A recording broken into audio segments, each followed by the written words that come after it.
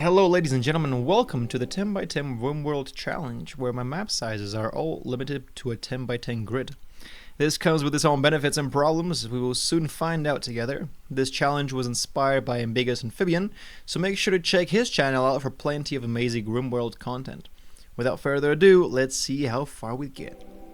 As you can see, the only modes I will be using for this challenge are better map sizes and change map edge limit, because when playtesting this I realized I was unable to build anything, as no matter where I tried to place a blueprint, the game wouldn't allow it, saying it's too close to the map edge. Otherwise, I wanted to keep this first challenge as vanilla as possible, but I would like to implement other quality of life mods if I ever try this challenge again in the future. Mods like piling up wooden logs together so they wouldn't take up precious space and make the environment uglier, as my colonists will already have plenty of other mood debuffs to deal with. We will play with the crash landed start, and Cassandra with losing is fun difficulty, because we will be mostly relying on events for our progress and survival in this ruthlessly tiny world of ours. As I often do, I try to find a spot to settle as close to other neutral or friendly settlements, as I'll be relying on trade more than in any other challenge. Finding this group of 5 friendly settlements seemed like a good place to settle, until I realized that the blue icons were hostile settlements. But after assessing the map one more time, I still decided that this was going to be the best place to settle for my goals. Realizing I had to settle within 4 tiles away from a settlement I didn't want to anger, I counted my tiles and settled in these plains. Well, plains, a very big word for a map this size. Choosing my colonists, I focused on making sure they were all able to fight one way or another, as they wouldn't have much to hide behind on our tiny map or be able to run away from trouble. I also thought starting a drug business might be a profitable income, and since trade would be a big part of this challenge, I also was interested in having someone who was good in plants and potentially social. Even though having a high intellect was also important early on to actually research the ability to produce these drugs in the first place. However, this being Rimworld, a game about choosing your battles, and me having a very limited amount of functioning brain cells, I very quickly forgot about my drunk empire ambitions, and thus the value of the plan's skill, but also I wanted to make sure my starting colonists had good traits, so I had to sacrifice some plant skills for mental stability. They'll have time to train their plant skills up in time, right? And so there we have them. Peter von Bergen, a lost soldier who looks exactly how someone with a surname that starts with Von would look like. His hairstyle also inspired me to nickname him Bishop. He is our brawler, who will also make sure the handful of furniture items we'll try to scrape our very limited resources for will be the best quality possible, and potentially craft us good gear in the end game. That we'll definitely reach, right? Jonathan Jono, our smart medic who will patch our guys up and research most of the time, but can also fight back if he has to. He also has great character traits for someone who will spend a lot of time very close to the colonists. And finally Axel, our nimble assassin, a big threat to enemies both at range as well as in hand-to-hand combat, and our main trader with his level 9 social skill. With my team chosen, we drop on our tiny 10 by 10 area that we will soon call home and get to work. After allowing all my items, I equip my fighters with weapons appropriate to their fighting skill. Axel being our best shot equips the revolver, since it's a better gun at close range than the bolt action rifle, and also has a high rate of fire, which is important in these close quarters. Bishop, our brawler, takes the knife and all the armor we start with, since he'll be facing the enemies head on, and Jono is left with the rifle. I put my colonists to work as soon as possible, chopping down trees and deconstructing that spaceship part to get a final count for our total starting resources, as anything else will have to be produced, grown, or traded for. Prioritizing what to do with what we have is very important, something I'll struggle with throughout the challenge, being used to the classic vanilla Rimworld flow. The first building I decide to invest my very limited amount of steel into will be a workbench, since Jono can't do much else and we desperately need to research technology to be able to survive. After some organizing, I decided to first research drug production, thinking I'll plant the psychoid plants as soon as possible and research the other techs while they grow. I did not realize, however, that this tech only unlocks the drug bench. We could have planted psychoid plants immediately, if we had something with high enough skill to plant them. I realized rooms and roofed areas will be a challenge to plan, as I want to have my growing areas to be as big as possible. That means I'll have to build shelves to store my valuable items so they don't get spoiled lying around the floor like food. I also gave them a horseshoe pin, knowing the challenges we'll face and not wanting low recreation to weigh them down too. I built a tiny shack in the corner for any potential prisoners we might capture, and of course the most important furniture of Rimworld, the table, because God forbid a colonist eats without one. After fighting against their hunger, our furniture was finally built, and they had their well-deserved meals. Which reminded me that I'll have to think about producing our own food soon. I decided to build another research bench, thinking there's really not much else to do. I might as well try to double our research speed, and starting our drug empire sooner rather than later. With that built, I then got my colonists to plant our first rice plants with the space we had left. Understanding I don't have means to refrigerate food just yet, I didn't rush killing this turkey just yet. I also later learned that new wild animals won't wander into your colony if there are already some.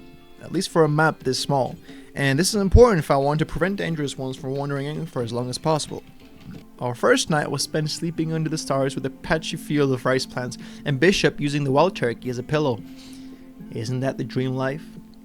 Day 2 was spent mostly researching our newly optimized layout. We finished planting the rice plants and realizing we had one colonist idling, I decided to send Axel on his first trading mission, his first of many.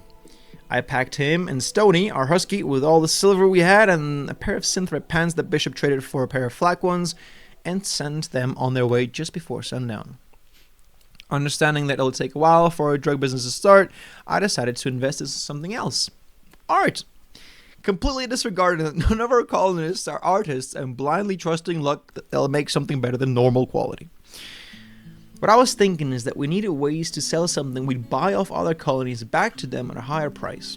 And since active economy with prices that vary with supply and demand isn't a thing in Vanilla Rimworld, by the way, let me know if there's a good mod for that, I thought art would be the best way.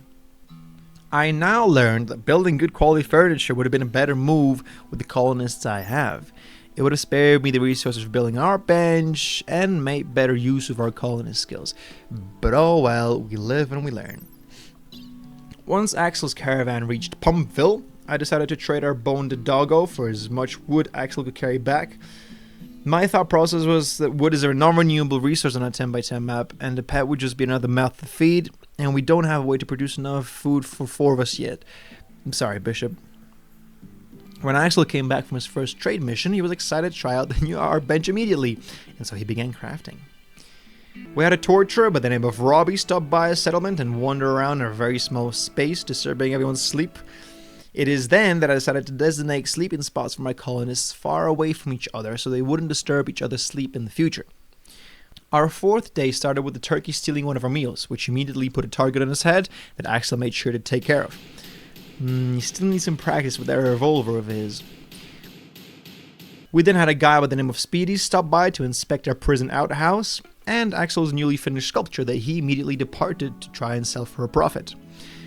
Finishing our first research project, and with my reason blinded by ambition, I continued researching the rest of the drug branch, still not knowing my guys don't have the level required to plant the psychoid plants. Arriving to Pumpville, Axel could sell the poor quality small wood sculpture for $48, but 50 wood, the amount needed for a small sculpture, costs $85 in total to buy. Sculptures will have to be a better quality if I want to make any profit from this. As Speedy was leaving, we had a turkey get stuck in the corner of our prison outhouse. This also earned it a target on its head. And so day 4 ended with a failed attempt at making money and 2 dead turkeys on our turf. With Axel back on day 5, he immediately shot the wild rat and took over Jono's research bench. Hopefully Jono will make a better sculpture. That's when he got inspired to give our faction and settlement a name. I think Micro Dwellers of Tiny Town is very appropriate. Then we had donkeys join. What would be a blessing in Vanilla Rimworld with normal map sizes, here ended up being a double-edged sword, since we don't have fields big enough for them to graze on.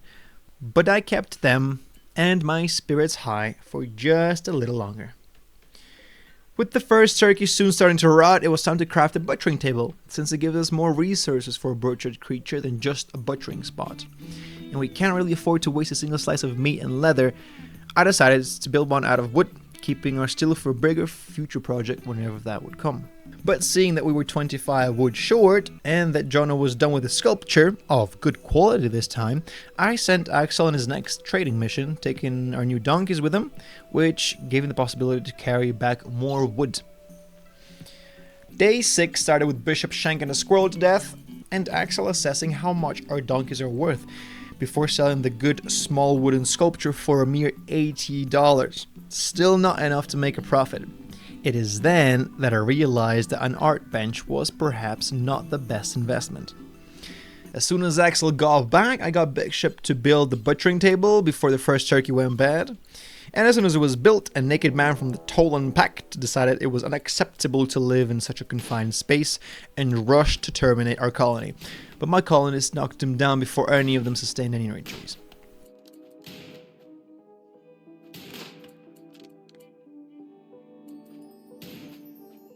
Good job, guys. I got Bishop to capture him with the goat to release him as soon as he could walk, knowing that it would give us a little bit of a boot boost, which we needed as much of as possible. Jonah patched up the raider as soon as he could, and Axel proceeded to cook our first home-produced meal of this adventure.